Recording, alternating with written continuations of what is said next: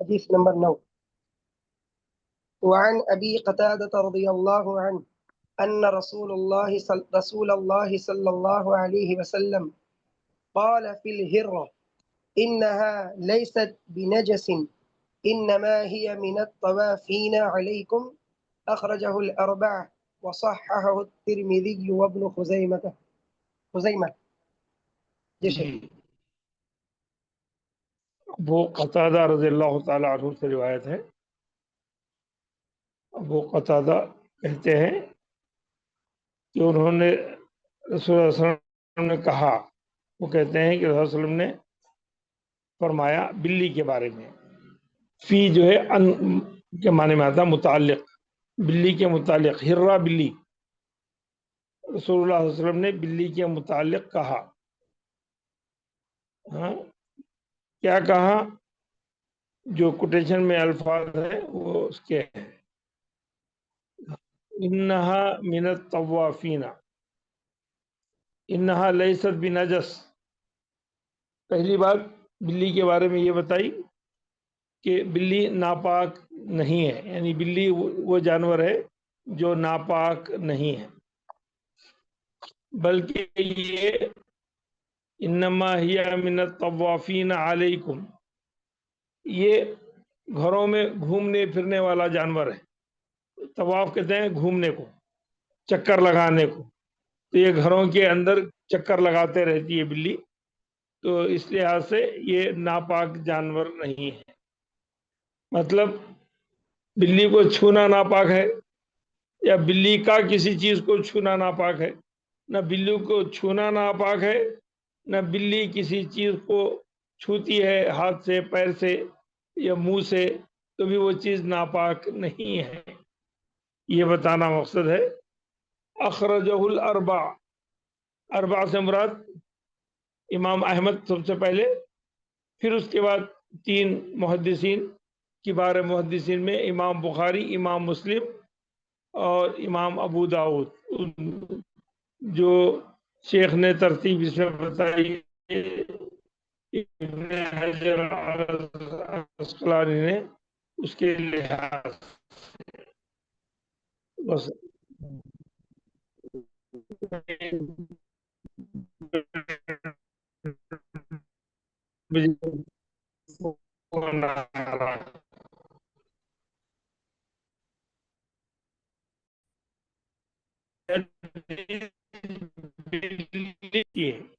جس کی وجہ سے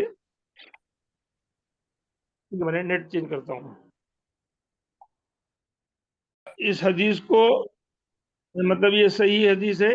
امام بخاری نے، امام مسلم نے، امام احمد نے اور امام ابو داؤد نے اس حدیث کو بیان کیا ہے. اس کے علاوہ امام ترمذی نے بھی اس حدیث کو صحیح قرار دیا ہے، اور ابن خزیمہ نے بھی اس حدیث کو صحیح قرار دیا ہے. بلی پالتو جانور ہے، بلی کو پالا جا سکتا ہے. بلی کے پالنے کے لیے کوئی شرط نہیں ہے، مگر اس کو باندھ کر نہیں رکھا جائے، اور اگر پالتے ہیں تو اس کے کھانے پینے کا انتظام کیا جائے. رسول کریم صلی اللہ علیہ وسلم نے اس عورت کو جہنمی کہا جو بلی کو باندھ کے رکھتی تھی اور اس کو کھانا نہیں دیتی، اس کو تکلیف پہنچاتی تھی. ایسا کرنا غلط ہے. چلیے آگے بڑھائیے بات کو، یا کوئی سوال ہے تو پوچھ لیجیے اس درمیان میں. شیخ راوی کے بارے میں کچھ بتائیں. ابو قتادہ رضی اللہ تعالیٰ عنہ، یہ بھی کبار صحابہ میں ان کا شمار ہوتا ہے. ہاں میں ابھی اس کی تفصیل میں آج نہیں دیکھ پایا، میں کل انشاءاللہ ذکر کروں گا اگلے مہینے میں. ٹھیک ہے آگے بڑھیے.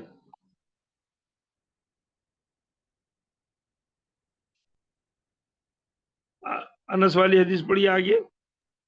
وعن انس بن مالك رضي الله عنه قال جاء عربي فبال في طائفة المسجد فزجره الناس فنهاهم النبي صلى الله عليه وسلم فلما قضى بوله أمر النبي صلى الله عليه وسلم بذنوب من ماء فأهريق عليه متفق عليه. جی یہ حدیث ایک تربیت والی حدیث ہے اور اس سے بہت سارے مسائل استنباط ہوتے ہیں۔ اس کے راوی ہے انس ابن مالک۔ انس ابن مالک جب 8 سال کے تھے، اللہ کے رسول صلی اللہ علیہ وسلم کی خدمت میں ام سلیم ان کی والدہ تھی، تو انہوں نے آپ کو رسول کریم صلی اللہ علیہ وسلم کی خدمت کے لیے بھیج دیا تھا، وقف کر دیا تھا اور بتا دیا تھا کہ آپ صلی اللہ علیہ وسلم کی خدمت میں موجود رہیں۔ انس کہتے ہیں میں 10 سال اللہ کے رسول صلی اللہ علیہ وسلم کی خدمت میں رہا۔ یہ انصاری صحابی ہیں، مدینے میں بچے تھے اور طویل عمر، اللہ کے رسول صلی اللہ علیہ وسلم نے ان کی عمر، مال اور اولاد کے لیے اللہ کے رسول صلی اللہ علیہ وسلم نے دعا فرمائی تھی۔ ان کی عمر، مال اور اولاد کے لیے اللہ کے رسول صلی اللہ علیہ وسلم نے دعا فرمائی تھی، تو یہ بہت طویل لمبی عمر انہوں نے پائی، اور ان کے اہل و عیال بھی بہت زیادہ تھے، ہاں، اور کافی ان کے پاس بکریاں، اونٹ وغیرہ جانور بھی بہت زیادہ تھے، قبیلہ ان کا بہت پھیل گیا تھا۔ یہ رسول کریم صلی اللہ علیہ وسلم کی برکت تھی۔ وہ کہتے ہیں جا عربی، عربی عرب میں کہتے ہیں بدو کو۔ بدو کا مطلب ہماری زبان میں ہم کہتے ہیں دیہاتی کو، ہمارے دیہاتی اور باہر وہاں کے دیہاتی میں فرق ہے۔ ہم جب دیہاتی کہتے ہیں تو اس سے مراد وہ یعنی پڑھا لکھا نہیں ہے، کلچر اور ثقافت سے واقف نہیں ہے، اجڑ قسم کا انسان ہے جس کو زبان بولنے نہیں آتی ہے، ایسا ہم سمجھتے ہیں جو ہمارے پاس کے دیہاتی ہیں ان کے تعلق سے، یا وہ کسان ہے یا وہ مزدور ہے یا مثقف یا سویلائزڈ نہیں ہے، ایسا ہم سمجھتے ہیں۔ لیکن عرب کے بدو جو ہوتے تھے وہ بڑے ذہین ہوتے تھے اور بڑے سیدھے سادے انسان ہوتے تھے، تکلف نہیں کرتے تھے، اور ان کی زبان بہت فصیح ہوتی تھی، زبان ان کی فصیح ہوتی تھی، اور وہ کھلی فضا میں رہتے تھے تو ان کی صحت وغیرہ بھی بہت اچھی رہتی تھی، اور یعنی اونٹ کا دودھ پیتے تھے یا بکریوں کا دودھ پیتے تھے جو زیادہ گرم ہوتا ہے، اور معاملات کے اندر ان کے پاس بالکل تکلف نہیں ہوتا تھا، جو بات ہوتی تھی منہ پر بولتے تھے، ناراضگی کی ہو یا خوشی کی ہو، تو اور ان کا لب و لہجہ سخت ہوتا تھا، دوسروں کے مقابلے میں ایمان بھی لے آتے تو بہت اعلیٰ درجے کا ایمان ان کا ہوتا، اگر وہ کفر کرتے تو کفر بھی ان کا اعلیٰ درجے کا ہوتا۔ تو اس لحاظ سے عربیوں کے سلسلے کے بہت سارے واقعات ہیں، اور وہ تکلف نہیں کرتے تھے، جیسے بتایا بھائی عام طور پر جیسے لوگوں کے اندر ایک تکلف کا مزاج ہوتا ہے، وہ ویسے نہیں تھے، سیدھے سادے تھے۔ تو ایسے ایک صحابی ہے جو عربی تھے، دیہاتی تھے، اللہ کے رسول صلی اللہ علیہ وسلم کے پاس آئے، مسجد نبی میں آئے۔ مسجد نبی میں، وہ مسجد نبی اس وقت چھپر کی تھی، نیچے ریت پڑی ہوئی تھی، اور کونے میں آ کے وہ پیشاب کرنے لگے۔ فی طائفۃ المسجد کا مطلب مسجد کے کنارے میں، مسجد کے کونے میں انہوں نے فی طائف بالا یبولو کہتے ہیں پیشاب کرنے کو، بالا کے معنی پیشاب کیا۔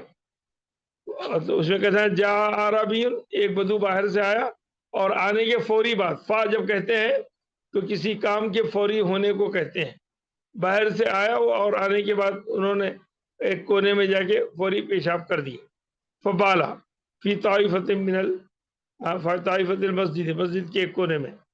تو مسجد میں اور بھی صحابہ تھے، انہوں نے دیکھا اچانک یہ پیشاب کر رہے ہیں، فزجرہ الناس، تو لوگ ان پر ٹوٹ پڑے، غصہ ہونے لگے۔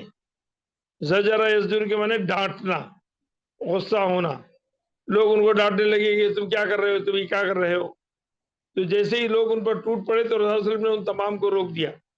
فنہاہم النبی صلی اللہ علیہ وسلم، کہا کہ بھائی پیشاب کر رہا ہے اس کو کرنے دو، اس کو بیچ میں ڈانٹ کر ڈسٹرب مت کرو۔ رسول اللہ علیہ وسلم نے ان تمام لوگوں کو جو مسجد میں تھے اور اس شخص کو پیشاب کرنے سے روک رہے تھے، تو پیشاب کے درمیان میں اس کو خلل واقع نہ ہو، رسول اللہ علیہ وسلم نے صحابہ سے کہا کہ رک جاؤ، منع کر دیا، ڈانٹنے سے منع کیا، رک جانے کے لیے کہا۔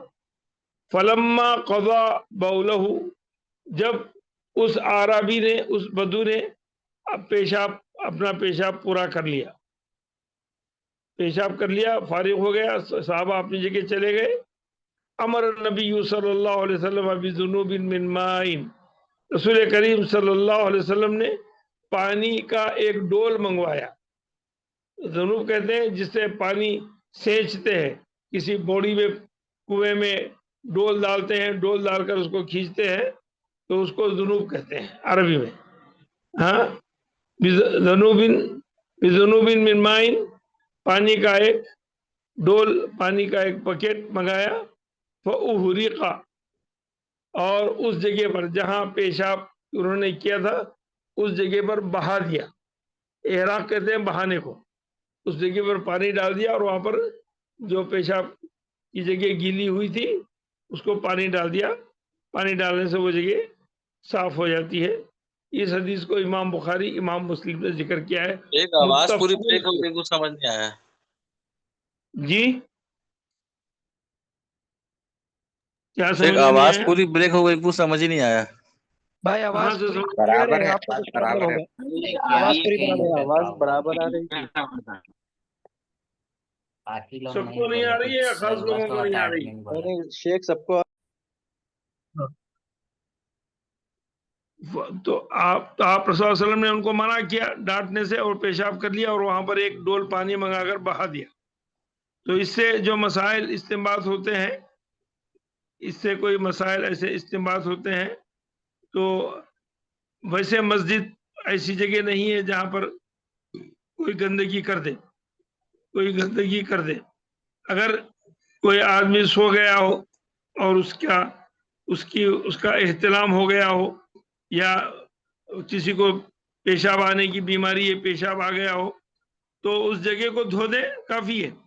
اس جانماز کو دھو دیں، اس مسلح کو دھو دیں. اس کے اندر کوئی ہنگامہ آرائی کرنے کی ضرورت نہیں ہے. ہاں، اگر ایون آدمی اگر سو گیا ہے مسجد میں اور کسی وجہ سے، اور اس کو احتلام بھی ہو گیا ہے، تو وہ جائے اور اگر وہاں پر کچھ اثرات ہو تو اس کو رگڑ دے، صاف کر دے، اور وہ اپنے کپڑے بدلے نہا لے. اس کے لیے کوئی حرج نہیں ہے. مسجد میں زیادہ دیر اس کے بعد نہ ٹکے. تو یہ واقعات زندگی میں ہوتے رہتے ہیں، اور خاص طور پر جب آدمی جوان ہوتا ہے اور تھکا ہوا ہوتا ہے اور ایسی جگہوں پر کہیں 1-2 گھنٹے کے لیے آرام کرنے کے لیے لیٹ جاتا ہے تو ایسے واقعات پیش آتے ہیں. تو اس میں کسی قسم کا کوئی عیب کی بات نہیں ہے، اور نہ کوئی اس کے اوپر کوئی کفارہ ہے، نہ اس میں کسی قسم کی کوئی غلط بات ہے. یہ انسان کے بس میں نہیں ہے، بعض چیزیں اس کے کنٹرول میں نہیں ہوتی ہیں، تو یہ انسان سے ایسا ہوتا ہے. ہاں، البتہ کوئی جان بوجھ کر اس طریقے کی شرارت کرتا ہے تو وہ غلط ہے، وہ احترام مسجد کے خلاف ہے. رسول کریم صلی اللہ علیہ وسلم نے ایک شخص کو دیکھا کہ وہ مسجد میں تھوک دیا تھا اور اس کا بلغم دیوار کے اوپر لگا ہوا تھا. تو رسول کریم صلی اللہ علیہ وسلم نے منع کیا، پھر آپ نے اس کو کھکر کر صاف کیا، نہ بتایا کہ ایسا نہیں کرنا چاہیے. اس طرح ایسے واقعات اگر آئیں تو کوئی اس کی بات نہیں ہے. ہاں، اب یہ مسئلہ ہے کہ پانی کتنا ڈالا جائے. ہمارے پاس ذرا مبالغے سے کام کرتے ہیں. اگر اب تو آج کل پائپ نل سے لگا دیے اور اس کو بہاتے چلے گئے. نہیں، اسراف نہیں کرنا چاہیے. ہر چیز کی ایک حد ہوتی ہے، ایک لمٹ ہوتی ہے. جب آپ کو اطمینان ہو گیا کہ وہ گندگی وہاں سے ختم ہو گئی ہے تو اس کے بعد اس میں زیادہ اسراف نہیں کرنا چاہیے، نہ صرف کا، پاؤڈر کا، نہ کسی قسم کے پانی کا. ایک لمٹ کے اندر اس کی صفائی ہوتی ہے، اس کے بعد وہ چیز صاف ہو گئی. شک کی بنیاد پر بار بار اس کو غیر ضروری پانی بہا رہے ہیں، ایسا نہیں ہونا چاہیے. اور ایک بات یہ معلوم ہوئی کہ زمین پر کوئی غلاظت ہوتی ہے اور اس کو اگر رگڑ دیا جاتا ہے یا وہاں پر پانی مار دیا جاتا ہے تو وہ جگہ پاک ہو جاتی ہے، وہاں پر نماز پڑھی جا سکتی ہے. ہاں، زمین پاک ہے اور زمین کے اوپر کوئی ایسی گندگی کرتا ہے، اس گندگی کو اگر آپ صاف کر دیں تو پھر وہ زمین اس جگہ کی پاک ہے. لیکن ایک جگہ ہے جو مستقل گندگی کے لیے ہے، تو اس جگہ پر نماز پڑھنے سے منع کیا گیا ہے. جیسے گھڑ ہے، کچرا، کوڑا کرکٹ جہاں ڈالتے ہیں اور وہاں پر نماز نہیں پڑھی جا سکتی کیونکہ وہ ہے ہی گندگی کے لیے. جیسے واش روم ہے وہ ہے ہی گندگی کے لیے. ایسی چیزیں جہاں پر گندگی ہوتی ہے مستقل، وہاں پر زمین نیچے زمین ہے اس کو اوپر گندگی پڑی ہوئی ہے تو ایسی جگہ نماز پڑھنے سے منع کیا گیا. ٹھیک ہے، اس کے بعد کی حدیث پڑھیے کوئی. وعن ابن عمر رضي الله عنه قال قال رسول الله صلى الله عليه وسلم أحلت لنا ميتتان ودمان فأما الميتتان فالجراد والحوت وأما الدمان فالكبد والطحال أخرجه أحمد وابن ماجه وفيه ضعف. اچھا، ابن عمر رضی اللہ تعالیٰ عنہ، ابن عمر سے مراد عبداللہ ابن عمر. جب بھی ابن عمر حدیث میں آتا ہے اس سے مراد عبداللہ ابن عمر ہی ہوتے ہیں. اور وہ کہتے ہیں رسول کریم صلی اللہ علیہ وسلم نے فرمایا احلت لنا میتتانی و دمانی. احلت لنا یعنی امت اسلامیہ کے لیے، امت محمدیہ کے لیے، امت اسلام کے لیے 2 مردے اور 2 خون حلال کر دیے گئے ہیں. احلت حلال کر دیے گئے ہیں. میتتانی 2 مری ہوئی چیزیں اور دمانی 2 خون والی چیزیں. وہ کیا ہے؟ فَأَمَّا الْمَيْتَتَانِ، جہاں تک 2 مری ہوئی چیزوں کی بات ہے تو 2 مری ہوئی چیزیں فَالْجَرَادُ وَالْحُوتُ. الجراد، جراد کہتے ہیں ٹڈی. ٹڈی میں کئی قسم کے ٹڈیاں ہیں. یہ مخصوص ٹڈی ہے جو ایک دل کی شکل میں آتی ہے، اس کو کہا ہی جاتا ہے ٹڈی دل فوج. ٹڈی دل فوج یہ ایک عذاب ہے بہت سارے لوگوں کے لیے، کھیتوں والوں کے لیے. یہ لاکھوں کی تعداد میں ہوتے ہیں اور ایک ساتھ اڑ کر آتے ہیں، کھیتوں پر بیٹھتے ہیں. اگر ایک ٹڈی کا قافلہ جو لاکھوں میں ہوتا ہے اگر 5 منٹ کسی کھیت پر بیٹھ جائے تو پورا کھیت چٹ کر جاتے ہو. پورا کھیت بالکل اس کی ساری پیداوار خراب ہو جاتی ہے، ختم ہو جاتی ہے. تو یہ ہزاروں لاکھوں کی تعداد میں ہوتی ہے اور یہ موسمی طور پر سفر کرتے ہیں، ہر علاقے میں سفر کرتے رہتے ہیں. خاص طور پر یہ ہریانہ، راجستھان، ادھر کے علاقوں میں نیوز میں بھی ان کے بارے میں ہندوستان میں بہت زیادہ آتا ہے. تو یہ صحراؤں میں بھی رہتے ہیں اور لمبے لمبے سفر کرتے ہیں، لمبے جیسے ہوتے ہیں ٹڈے. تو ایسے ٹڈے اگر آپ ان کو پکڑیں، ماریں اور وہ ٹڈے گر گئے اور مر گئے تو ایسے ٹڈوں کو کھایا جا سکتا ہے، ان کا کھانا حلال ہے. تو ان کے پروں کو نکال دیں، پھر اس کے بعد اس کو پکا کے ابال کے جیسے بھی کھاتے ہیں. عربوں میں کھانے کا اس کا مزاج ہے، ہمارے ہاں اس کا مزاج نہیں ہے اور ہم لوگوں کو زیادہ اس کا شہر والوں کو تو خاص طور پر پتہ بھی نہیں ہوتا ہے. وہ کبھی زیادہ سے زیادہ ٹی وی پر دیکھ لیے یا کہیں آپ اگر آپ ٹائپ کر کے گوگل کریں تو ایسے منظر دیکھ سکتے ہیں، لیکن کھانے کا لوگوں کو اس کا تجربہ نہیں ہے. ہندوستان میں اس کو لوگ پسند بھی نہیں کرتے ہیں. لیکن شریعت میں اگر ایسا جانور، ایسا پرندہ، ایک پرندہ ہے یہ اڑنے والا، پر ہوتے ہیں اس کے بیچ میں تھوڑا سا جسم ہوتا ہے ہلکا سا، اگر اس کو آپ لے کے پکا کے کھائیں تو کھا سکتے ہیں، کوئی حرج نہیں ہے. تو پہلا وہ اگر کیونکہ اس کو ذبح نہیں کیا جا سکتا، وہ مرا ہوا گر جائے گا تو مر جائے گا، بہت کمزور جانور ہوتا ہے، پرندہ ہوتا ہے، تو اس کو کھایا جا سکتا ہے. دوسرا ہے والحوت. حوت سمندر کی، یعنی حوت کہتے ہیں مچھلی کو. یہ سمندر میں اکثر عربوں کے درمیان میں سمندر زیادہ ہوتے تھے، وہ لوگ سمندروں سے ہی شکار کرتے تھے. ایسے عموماً تالابوں کا اور ان کا رواج ان کے پاس کم تھا، ندیاں بھی بہت کم بہتی تھی. تو اس لیے ان کو دلچسپی دلانے کے لیے قرآن نے بار بار نہروں کا ذکر کیا ہے، اور نعمتوں کا ذکر کیا ہے، باغات کا ذکر کیا ہے، کیونکہ وہ چٹیل میدانوں میں رہتے تھے، یہ سب چیزیں ان کے لیے نہیں ہوتی تھیں. تو اس لحاظ سے اگر مچھلی کا آپ نے شکار کیا تو مچھلی چھوٹی ہو یا بڑی ہو اس کو ذبح نہیں کیا جاتا، اس کا شکار کرنا ہی وہ کافی ہے. اور شکار کرتے ہوئے آپ کو بسم اللہ اللہ اکبر کہہ کے بھی آپ کو شکار کرنے کی ضرورت نہیں ہے.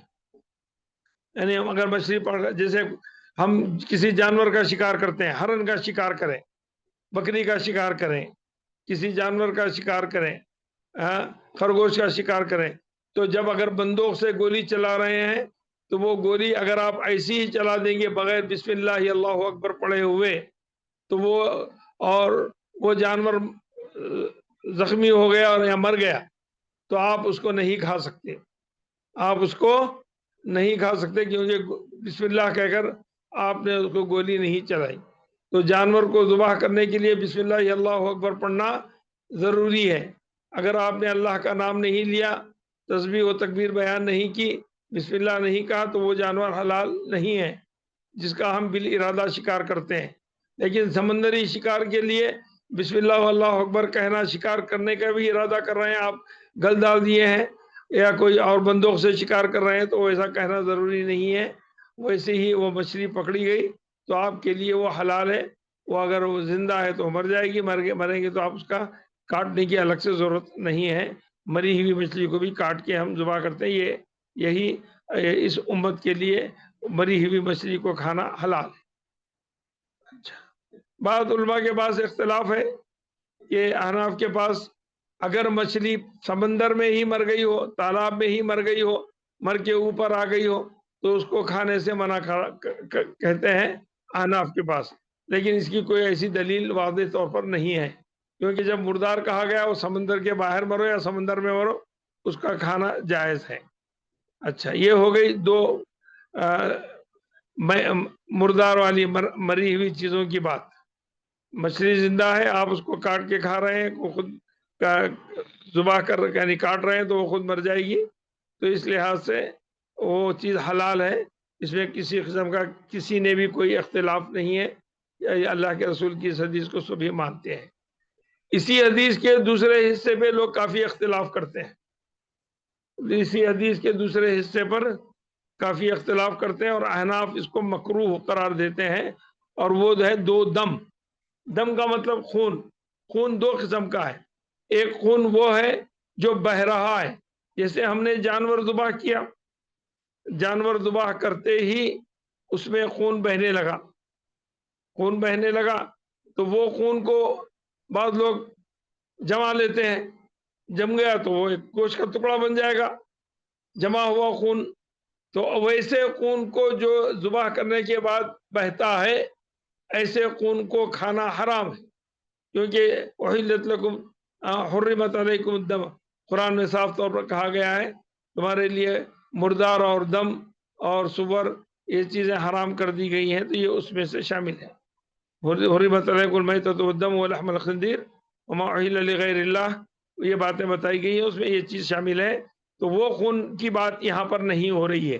یہاں جو خون کہا جا رہا ہے وہ خون جو جانور کے جسم میں جمع ہو گیا، جو جانور کے جسم میں اس کو اللہ تعالیٰ نے خود بنا دیا ہے، اور اس کا نام خون نہیں ہے، اس کا نام بدل کر دوسرا رکھا گیا ہے. ایک ہے الکبد اور ایک دوسرا ہے الطحال.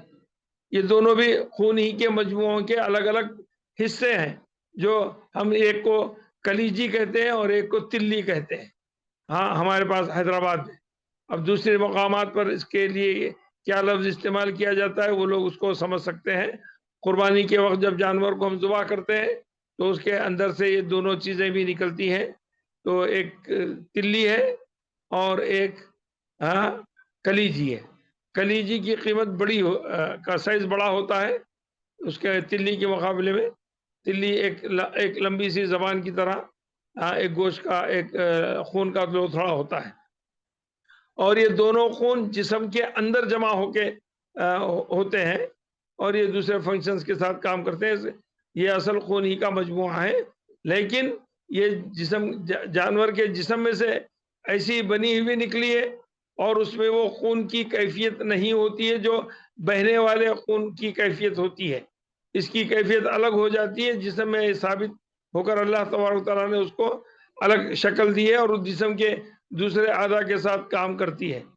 تو اس لحاظ سے تلی اور کلیجی یا دونوں چیزیں حلال ہیں، ان کو کھایا جا سکتا ہے، لیکن احناف کے نزدیک یہ مکروہ تحریمی ہے، مکروہ تحریمی کے قریب ہے کہ اس کو کھانا جائز نہیں ہے، تو اس لیے وہ لوگ اس کو احتیاط کرتے ہیں، نہیں کھاتے ہیں۔ ہاں، اس روایت کو امام احمد نے بیان کیا ہے، ابن ماجہ نے بیان کیا ہے، اور اس کی سند میں کچھ کمزوری بھی بتائی گئی ہے، وفیہ ضعف، اس سند میں کچھ سند کے لحاظ سے اس میں کوئی راوی ضعیف ہو تو اس کی طرف اشارہ کیا گیا ہے۔ اس کے یہاں تک کوئی سوال ہے تو پوچھ لیجیے گا آپ، پھر آگے کی حدیث پڑھیں گے۔ آج شیخ نہیں آئیں گے آپ کے پاس، شیخ واجد مدنی کی کلاس بھی میں ہی لوں گا، یہ بھی آپ ابھی 20 منٹ تک آپ جاری رہ سکتے ہیں۔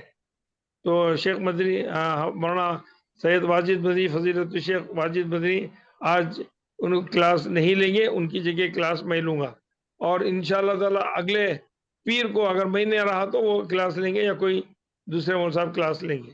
چلیے، اس درمیان میں کوئی سوال ہے تو پوچھ لیجیے گا۔ میں تھوڑا سا کنفیوژن ہے۔ اخرجہ الاربعہ، 1 منٹ جائے۔ جی شیخ، سوال یہ تھا جیسے کہ آپ نے کہا کہ نماز جو ہے گندگی جگہ، یعنی کہ حمام ہے یا جہاں پر کوڑا پڑتا ہے وہاں نہیں پڑھنا چاہیے۔ اگر جیسے جی کہ کہیں پر بھیڑ بکریاں یا گھوڑ پلتے ہیں تو اس جگہ پر کیا حکم ہے؟ یہی حکم رہے گا کیا؟ ہاں، جہاں پر اونٹ اور گھوڑے باندھے جاتے ہیں وہاں پر منع ہے، جہاں بکریاں باندھی جاتی ہیں وہ چیز وہاں پڑھنا منع نہیں ہے، لیکن اس کی بکری وجہ کے یہ خاص نہیں ہے، اس کی وجہ یہ نہیں ہے کہ ان کی گندگی وہاں رہتی ہے، کیونکہ لید وغیرہ گندگی میں شمار نہیں ہے، وہ ایسی جی جی گندگی تو اس کی ہوتی ہے وہ پاک قرار دی جائے۔ اس کی علت دوسری ہے، اس کی علت دوسری ہے، اس علت میں جی یہ ہے کہ جانور اگر آپ نماز پڑھ رہے ہیں وہاں پر بدک گیا آپ کو رون بھی سکتا ہے، اور جہاں تک اونٹ کا تعلق ہے اگر وہ غصے میں آ گیا تو انسان کو کھوپڑی سے اٹھا لیتا ہے، ایسے حالات ہو سکتے ہیں۔ اگر استبل میں پڑیں گے جہاں گھوڑے باندھے جاتے ہیں تو وہاں پر آپ کو پیچھے سے وہ دولتی مارے گا تو نقصان پہنچے گا، تو تحفظ کے نظریے سے سیکورٹی آپ کی اہم ہے، اس لحاظ سے اس کو منع کیا گیا ہے۔ مطلب جہاں بکریاں بنتی ہیں، اگر بکریاں وہاں موجود نہیں ہیں، چرنے گئی ہوئی ہیں، تو اس جگہ پر نماز پڑھ سکتے آپ ہیں؟ پڑھ سکتے ہیں، ٹھیک، جزاک بکریوں کی جگہ کے لیے ممانعت نہیں ہے۔ اللہ۔ بس خاص شیخ صرف خاص بکری ہے نا؟ جی، اوکے۔ السلام علیکم ورحمۃ اللہ وبرکاتہ۔ جی وعلیکم السلام ورحمۃ اللہ۔ شیخ، پاک جگہ رہنے کے باوجود بکریاں جہاں باندھی جاتی ہے وہاں پہ پڑھ سکتے ہیں، یا اگر جگہ نہیں ہے تو پڑھ سکتے ہیں؟ نہیں، جگہ نہیں ہے تو بھائی ہر چیز جو مسائل بیان کیے جاتے ہیں وہ بحالت مجبوری، جو چیز آدمی کو جب سہولت ہے وہاں سہولت نہیں ہے تو اسی صورت میں آپ کے پاس گھر کے اندر وقت ہے، دہلان میں جگہ ہے، کمرے میں جگہ ہے، اور خاص طور پر بحالت مجبوری اگر آپ کو کوئی ایسی ضرورت ہے تو اس وقت کے لیے، اس کو مسجد بنانے کے لیے نہیں کہا جا رہا ہے۔ جو بھی مسائل آتے ہیں وہ عموماً یعنی ایمرجنسی کی کیفیات کے لیے ہوتے ہیں۔ جزاک اللہ شیخ۔ جی، ویاک۔ اس کے بعد کی حدیث پڑھیں گے؟ جی شیخ۔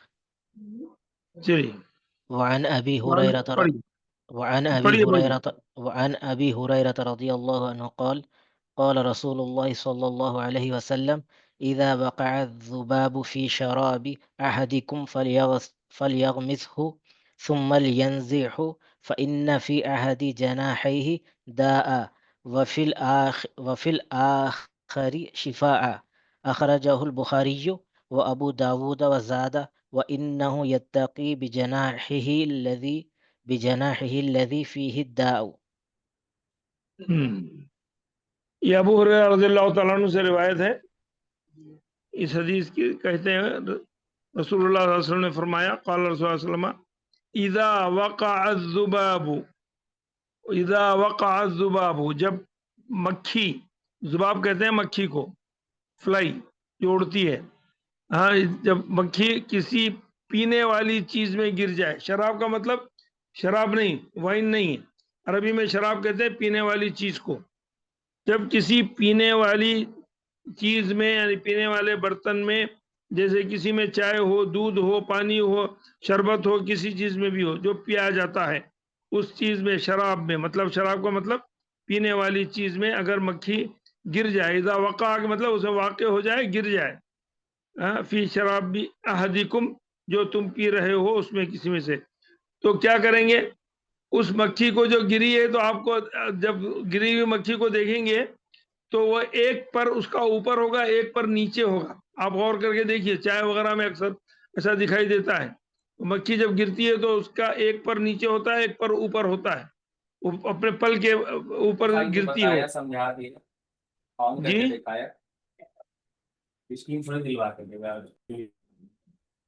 کچھ کہہ رہے ہیں آپ لوگ؟ کوئی سوال ہے، کوئی پوچھ رہے ہیں، کچھ بات کر رہے ہیں آپ لوگ؟ نہیں شیخ، وہ غلطی سے کسی بھائی کا مائک تو آن مکھی کیا جب تھا. گرتی ہے تو کسی پر کے دائیں پر سے یا بائیں پر سے گرتی ہے. تو حدیث میں کہا گیا کہ جب مکھی گر جائے تو آپ اس کو پکڑ کر پوری طریقے سے پانی میں ڈبو دیں. اگر وہ دائیں جانب پر سے گری ہے تو بائیں طرف کا بھی پر زمین میں، پانی میں، یا کسی چیز میں جو جوس ہے، یعنی پانی ہے، چائے ہے، دودھ ہے، اس میں ڈبا دیں اس کو. ثم لینزعہ، پھر اس کو نکال دیں، ڈبا دیں، پوری طریقے سے نکال دیں. اب یہاں کراہیت کا مسئلہ ہے. لوگ کہتے ہیں کہ بھئی وہ گر گئی، وہی ہمارے لیے کراہت ہے، تو اس کو اور کیا ڈبا کے اس کو اور کیا خراب کریں گے، ویسے ہی پھینک دیں گے. ہاں، یہ آپ کی مزاج کی بات ہے، لیکن وہ اسراف ہے. جب شریعت آپ کو کہہ رہی ہے کہ اس کے اندر آپ کا کوئی نقصان ہونے والا نہیں ہے، اس کی ایک پر میں بیماری ہے تو دوسرے پر میں شفا ہے. ہاں، اس میں کہا گیا ہے، حدیث میں بتایا گیا ہے، وَإِنَّ فی تاکید کا جملہ ہے. اِنَّ جب کہیں گے تو یہ تاکید کا جملہ ہے. فَإِنَّ فِي أَحَدِ جَنَاحَيْهِ دَاءٌ وَفِي الْآخَرِ شِفَاءً، کہ ان دونوں پروں میں سے ایک پر میں، اس کے ان دونوں پروں میں سے، احدی جناحیہ، جناح کہتے ہیں بازو کو، پر کو، اس کے دونوں پروں میں سے ایک پر میں بیماری ہے اور دوسرے پر میں اللہ تعالیٰ نے شفا رکھی ہے. تو یہ کیسے ہم اس کو پھینکتے ہیں؟ بہت سارے لوگ اس کو کراہیت کی نظر سے دیکھتے ہیں، اچھا نہیں لگتا ہے، لیکن شریعت اس کو پاک قرار دیتی ہے. آپ اس کو کھا بھی سکتے ہیں، پی بھی سکتے ہیں. آپ کو معلوم نہیں، اگر اس میں ایک میں بیماری میں اس کی شفا ہے، ایک طرف وہ گر گئی ہے، اگر ہم کو معلوم ہے کس میں ہے تو ویسے ہی پیا جا سکتا ہے. اگر نہیں ڈبائیں گے تو ہو سکتا ہے نقصان ہو. نہیں ڈبائیں تو ہو سکتا ہے، کیونکہ اس میں کہا گیا ہے بیماری ہے. جب ڈبائیں گے تو وہ بیماری کا علاج وہ شفا والا پر کر دے گا. ہاں، اگر پہلے سے وہ شفا والے پر میں گرے گی، اگر بیماری والا پر بھی اس میں ڈوب گیا تو دونوں ایکول ہو جائیں گے، حساب کتاب برابر ہو جائے گا. لیکن اگر بیماری والے پر پہ گرا اور آپ نے اس کو پی لیا تو وہ نقصان دہ ہے. اس لیے دوسرا پر بھی ڈبا دیں گے تو وہ شفا والے اور بیماری والے کو، دونوں کو ایک دوسرے کو، وہ اس کا اینٹی بائیوٹک بن جائے گا، وہ بیماری ختم ہو جائے گی. یہ اس حدیث میں بتایا گیا ہے، اور سائنٹیفک طور پر بھی اس کو ثابت کیا گیا ہے. آج کی سائنس بھی اس بات کو مانتی ہے، یہ بات بتایا گیا ہے. اور یہ بھی کہا گیا وَإِنَّهُ يَتَّقِي بِجَنَاحَيْهِ الَّذِي فِيهِ الدَّاءُ، اللہ تعالیٰ مکھیوں کو بھی وہی کرتا ہے، مکھیوں کو بھی وہی کرتا ہے. جیسے حدیث میں آیا ہے، شہد کی مکھی کی طرف ہم نے اوحینا الی النحل کہا گیا ہے، چمٹی کے ذکر آیا، اس کو سکھائی گئی زبان، اس نے بات کی، اس نے بتایا. تو اللہ تعالیٰ یہاں رسول کریم صلی اللہ علیہ وسلم فرما رہے ہیں کہ وہ کوشش کرتی ہے بچنے کی. کس سے بچنے کی؟ اس پر سے زمین نہ گرے. اگر وہ گرنے کا جب اس کو موقع آ گیا ہے، وہ کیسا نہ کیسا گرنے والی ہے اس میں، تو وہ کوشش کرتی ہے کہ اس سے بچے، اس سے بچے، تاکہ اس کو بھی وہ بیماری والا پر نہ جائے، بلکہ جو شفا والا پر ہے وہ جائے. یہ اللہ تعالیٰ اس کے اس میں رکھا ہے، یہ اس کے مزاج میں رکھا ہے. لیکن پھر بھی یقین نہیں ہے، شک ہے، ہم جانتے نہیں ہیں رائٹ لیفٹ کون سا ہے، اس میں کس میں کیا ہے، تو اس لحاظ سے اس کو ڈبو دینا بہتر ہے. یہاں روکتے ہیں، کوئی سوال ہے تو پوچھ لیجئے. کیونکہ ٹائم بھی ہو رہا ہے. پھر انشاءاللہ تعالیٰ پیر کے دن اگر میں اویلیبل رہا تو دن نماز آپ فون کر لیجئے بیٹا، اگر نہیں رہا تو پھر میں انشاءاللہ تعالیٰ آپ سے شیخ سے بتا دوں گا، کوئی دوسرے کلاس لے لیں گے. اس درمیان میں کوئی سوال ہے تو کر لیجئے، ایک دو